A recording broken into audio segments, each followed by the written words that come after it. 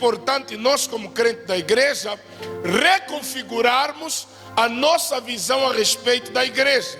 Porque o que eu penso sobre a igreja vai afetar muito no meu comportamento em relação à igreja. A visão que eu tenho sobre a igreja vai afetar a minha adoração, vai afetar a minha maneira de viver, vai afetar a minha fidelidade a Deus. Eu falo de dízimos, ofertas e votos. A visão que eu tenho sobre a igreja, ela é muito importante na minha participação na igreja. Paulo, quando fala sobre a igreja, ele apresenta a igreja como a coluna e firmeza da verdade. Paulo diz que, irmãos, eu quero que vocês saibam como andar na igreja, como andar na casa do Senhor, que é coluna e firmeza da verdade. Lucas, quando vai descrever a respeito dos atos do Espírito ou atos dos apóstolos na igreja primitiva, ele no capítulo 2 nos traz os primórdios da igreja. Ele começa a trazer ideias como: depois da pregação de Pedro, algumas coisas aconteceram, ou seja, Paulo ou Lucas nos mostra o que gerou o crescimento da igreja. Volta lá, filho, Atos capítulo 2, no versículo 40. Pedro pregando, essa é a pregação de Pedro, e com muitas outras palavras, isto testificava e os exortava dizendo: salvai-vos desta geração perversa. É uma pregação que fala sobre decisão. É uma pregação que nos obriga a decidir alguma coisa. Versículo 41. De sorte que foram batizados os que de bom grado receberam a sua palavra. E naquele dia agregaram-se quase 3.000 almas. Ou seja, as pessoas que ouviram o pastor Pedro pregar, eles não só ouviram a palavra, mas receberam de bom grado, receberam com alegria. A palavra que me muda é a palavra que eu recebo com alegria. Apesar de ser confrontada, eu preciso abrir o meu coração e dizer: ainda que o meu pecado está a ser confrontado, essa palavra é verdade. Porque tem algumas pessoas que só abraçam a verdade quando não lhes contraria, só abraçam a verdade quando não contraria o seu estilo de viver. Mas a Bíblia diz que Pedro diz: vocês precisam se separar dessa geração perversa. E a Bíblia diz que eles receberam de bom grado a palavra, e em uma única mensagem Pedro conseguiu ganhar quase, a Bíblia diz, quase 3.000 almas. 42. E perseveravam na doutrina dos apóstolos. A palavra doutrina é interessante porque a palavra doutrina revela escola. A palavra doutrina está ligada ao ensino, conhecimento, discipulado. A Bíblia diz que eles perseveravam, eles insistiam no discipulado, eles insistiam no ensino, porque o ensino era a característica número 1 da igreja primitiva. A Bíblia está dizendo: e perseveravam na doutrina, no ensino dos apóstolos, mas na comunhão, havia comunhão na igreja primitiva, e essa comunhão terminava no partir do pão e nas orações.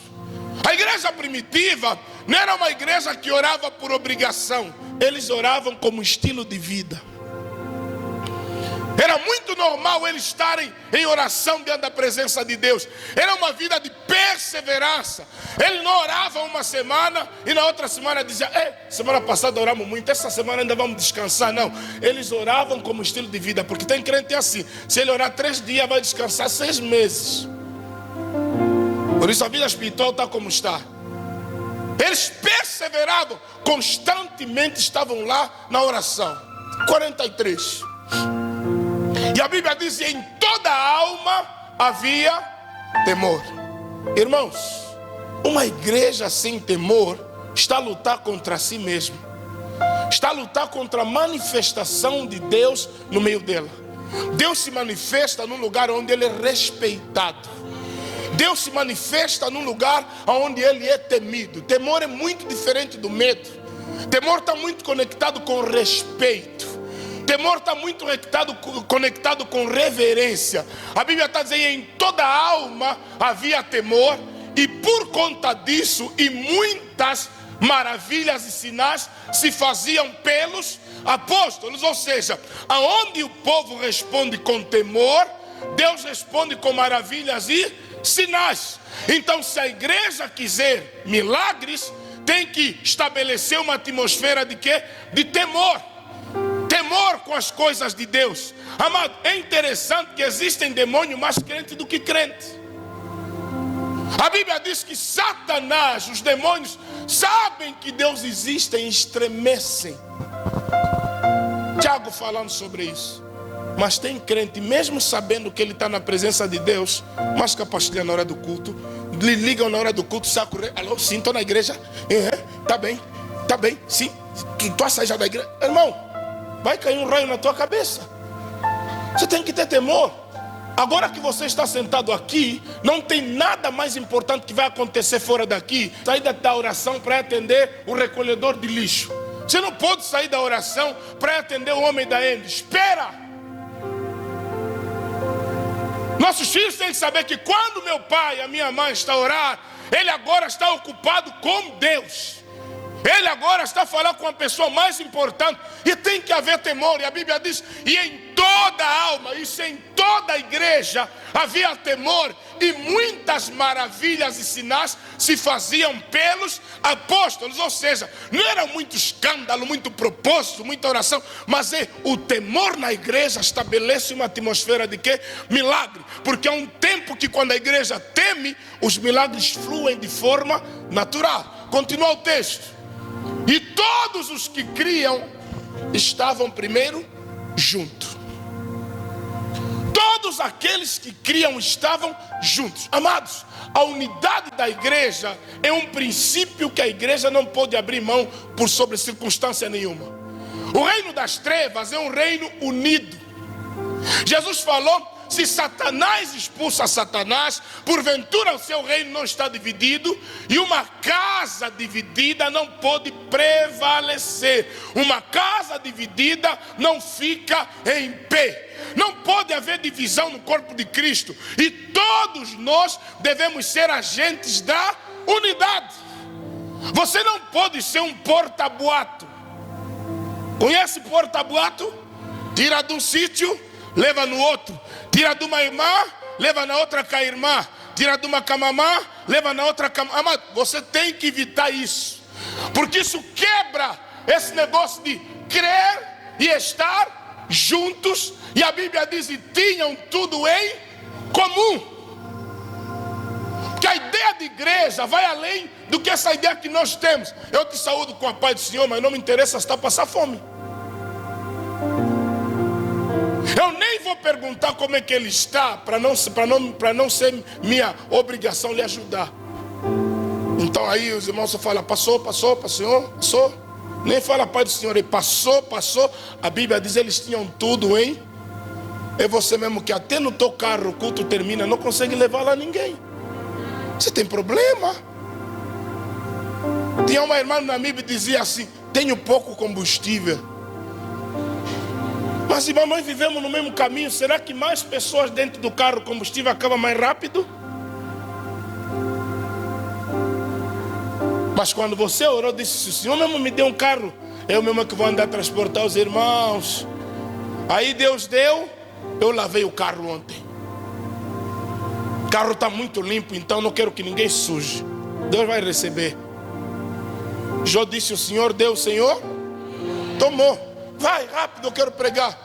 E vendiam suas propriedades e bens e repartiam com todos segundo cada um havia de mister. Ou seja, na igreja primitiva havia um avivamento tão grande que os irmãos não tinham dificuldade de ofertar. Quem tinha propriedades ia e vendia e dizia, pastor Pedro, está aqui o dinheiro, colocavam os pés dos apóstolos e eles distribuíam mediante cada um tivesse necessidade. E veio um casal de mentirosos, Ananias e Safira, que mentiram sobre uma propriedade que venderam e o casal morreu. Porque o marido e a mulher no quarto combinaram: vamos mentir o pastor, vamos dizer que vendemos por tanto, afinal vendemos X. Chegaram na igreja, primeiro morreu o marido, a mulher estava viúva e não sabia. Veio bem alegre, viúva feliz: oh pastor Pedro, nosso pai na fé, sabia que as tuas orações são poderosas, meu papito, meu pai, é que conseguimos vender pela graça de Deus. Se o papai não orasse, não íamos vender. Venderam quanto, filha? Oh, o amor não veio aqui ainda. O amor não te disse, filha, venderam quanto? Oh, o amor não disse que é X. Isso, assim mesmo essa mentira que matou teu marido também vai matar você. Vai. Ela caiu na igreja, arrastaram os pés, foram enterrar. Óbito, ela não assistiu o enterro do marido. E o marido não assistiu dela. Mentira. Entrou na igreja primitiva. Havia um avivamento que todo mundo começou a partilhar o que tinha. Porque eu quero chegar na mais igreja. 46. E perseverando unânimes, ou seja, o tempo todo a igreja primitiva está o quê? Unânimes. E perseverando unânime todos os dias aonde? E nós estamos cansados de vir na igreja. E ainda assim o nosso culto é segunda, quarta e sexta e domingo, com vários intervalos no meio. Aqueles iam no templo quantas vezes? Todos os dias. É o que o auxiliar Kim disse aqui. Teu amigo que todos os dias bebe, aquele beba, diz: você toda hora vai na igreja, você não tem coragem também de dizer, mas você não está cansado de estragar o teu fígado? Todos os dias aqui no bar também. Está cansado de fumar cangonha? Mas as pessoas se incomodam pelo fato de não estar na igreja todos os dias. E a Bíblia diz: e eles congregavam, perseveravam unânimes todos os dias no templo, e partindo pão em casa, comiam como? Sozinho. Comiam juntos com quê? Alegria. Oh, irmão, quer dizer, vamos comer o pão juntos, gerava o quê? Alegria. Hoje nós temos alegria em comer sozinho. Mas irmãos da igreja primitiva, porque igreja é isso, comer juntos com alegria e singeleza de coração. Aí ninguém se envenenava. E assim um pastor no Lubango, quem lhe envenenou são os irmãos da igreja, corpo diretivo. O pastor morreu, veneno de 3 meses. Viajou para ir tirar férias, quando voltou, caiu. Autópsia, foi envenenado 3 meses antes. Só porque alguém queria ficar no lugar dele. Irmão, não me matem, se não me quiser mais, me devolvem na esperança. Ainda precisa, filha? Precisa do marido? Ela disse muito. Oh, estou me sentindo famoso.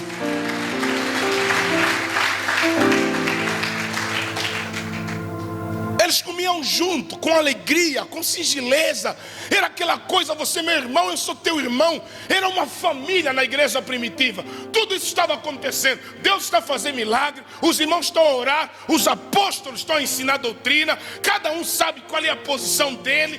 Todo mundo feliz. Olha o que a Bíblia vai dizer no versículo 47. E por causa dessa unidade, ele não tinha um grupo de evangelização para evangelizar. A atitude no meio da igreja, o comportamento entre eles, como eles se amavam, o partir o pão, isso chamava a atenção dos que estavam de fora. E a Bíblia diz: e louvando a Deus e caindo na graça de todo o povo. O povo começou a admirar aquele novo povo, aquela nova raça, que começavam a ter tudo em comum, porque eles nunca haviam visto isso, porque o judaísmo separa as pessoas.